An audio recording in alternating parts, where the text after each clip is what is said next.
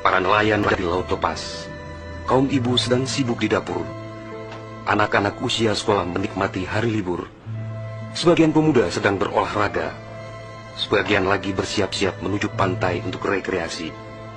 Para buruh bangunan sedang bekerja.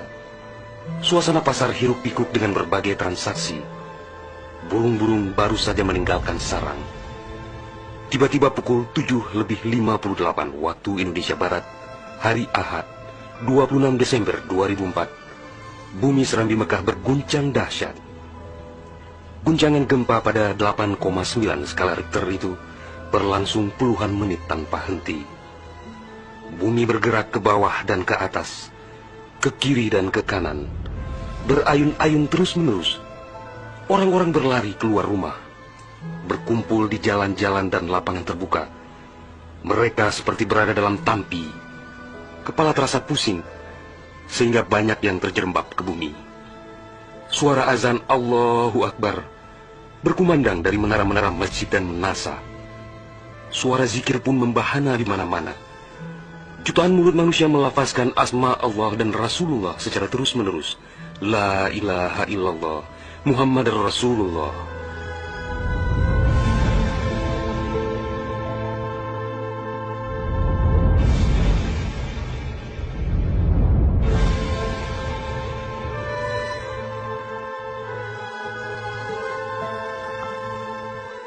Selesai gempa dahsyat itu, sebagian orang pergi untuk melihat-lihat situasi, karena terbetik kabar bahwa di tempat tertentu ada bangunan yang rubuh, ada tanah yang terbelah, dan ada pula rumah yang ditelan bumi.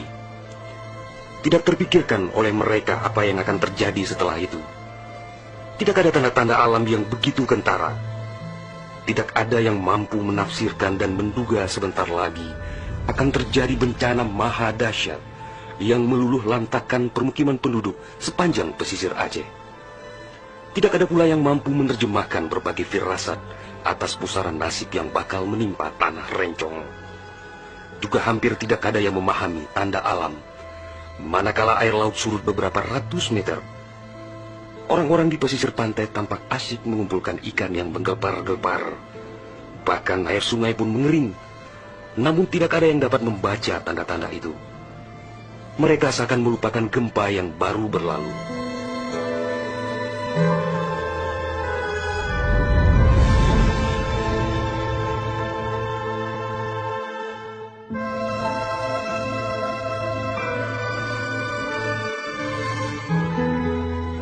Di berbagai tempat, orang-orang sibuk memperbincangkan gempa sangat dahsyat itu yang belum pernah mereka alami. Namun tak lama kemudian orang-orang mendengar bunyi dentuman sangat keras, disusul suara gemuruh dari arah laut. Bunyi dentuman itu terdengar sepanjang pesisir Aceh Besar, Banda Aceh, Aceh Jaya, Aceh Barat dan Nagan Raya. Orang-orang mengira itu adalah bunyi bom. Memang sebelumnya sering terdengar bunyi bom yang menghiasi kehidupan orang Aceh ketika itu, karena Aceh dalam situasi konflik bersenjata. Orang-orang pun bertanya dalam hati, mengapa masih ada pihak yang tega berperang dalam suasana yang begitu menakutkan?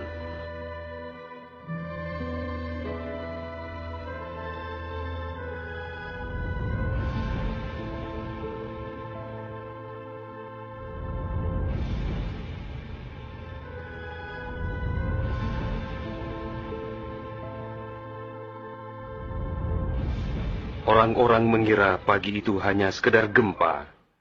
Mereka sama sekali tidak menduga bahwa bunyi dentuman keras tersebut adalah akibat patahan lempengan bumi yang berpusat di Samudra Indonesia, sekitar 149 km sebelah selatan Calang Aceh Jaya. Dan itulah penyebab gempa. Di samping kehendak Allah pemilik alam semesta, belum sempat mereka bernafas lega akibat gempa. Dalam suasana gebalau dan kucar-kacir itu, tiba-tiba daratan diterjang air laut. Air berwarna hitam pekat itu datang sangat tiba-tiba dengan suara gemuruh yang menakutkan. Ia berlari sangat cepat, menerjang apa saja yang dilaluinya. Di tempat-tempat tertentu air mencapai ketinggian 18 meter. Bahkan ada yang mencapai 35 meter, seperti di kawasan Lokna. Dari jauh air yang beringas itu tampak bagaikan rupa naga yang menggeliat-geliat mencari mangsa. Air dengan kecepatan 900 km per jam itu bagaikan bulldozer yang melumut apa saja yang ditemuinya. Orang-orang berusaha menyelamatkan diri dengan berbagai cara. Namun hampir semua orang, hewan-hewan, benda-benda, rumah, lakbatat kaye bate, digulung air itu tanpa kecuali. Semua wilayah yang dilaluinya pun hancur berkeping-keping. Air laut yang datang menyamai kecepatan pesawat terbang itu, ternyata namanya tsunami.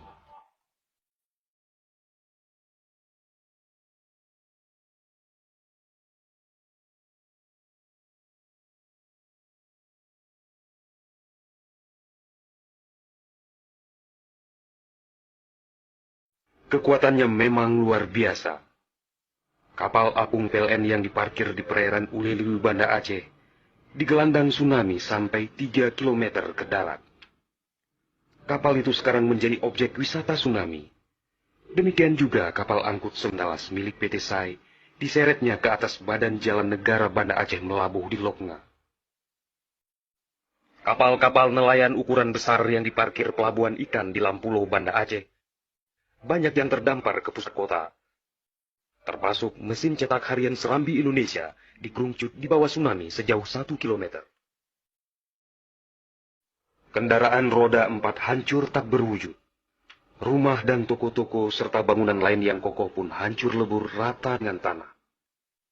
Semuanya di luar dugaan manusia, seakan sebuah mimpi buruk yang sangat langka.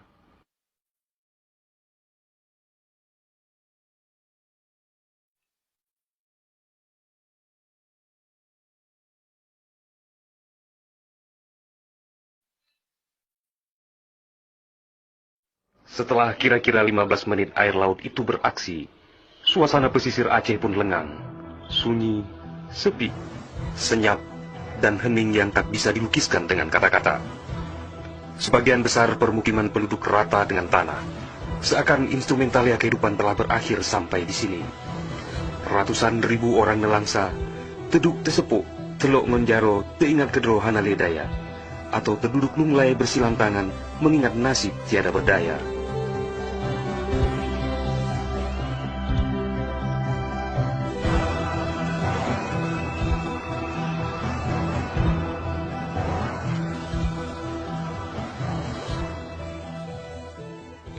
Tsunami yang diakibatkan gempa tektonik itu juga melanda Malaysia, Thailand, India, Maladewa, Sri Lanka,